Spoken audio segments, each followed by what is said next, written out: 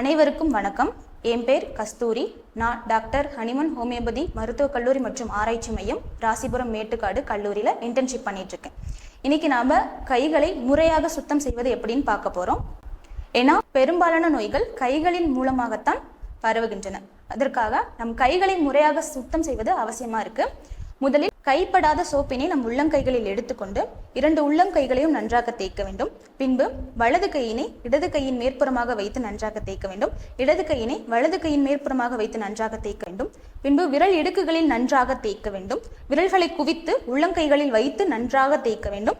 அதே போன்று 2 கைகளிலும் விரல்களை குவித்து நன்றாக தேய்க்க வேண்டும். கட்டை விரல்களை நன்றாக தேய்க்க வேண்டும். பின்பு மணிக்கட்டினை நன்றாக தேய்க்க வேண்டும். பின்பு சுத்தமான நீரினை கொண்டு கைகளை கழுவ வேண்டும். பொது இடங்களுக்கு சென்று திரும்பிய ஒவ்வொரு முறையும் இதே போன்று நாம் கைகளை சுத்தம் செய்வது அவசியமாக உள்ளது. இதன் மூலம் பெரும்பாலான நோய்கள் பரவுவதை நாம் தடுக்க முடியும். நன்றி.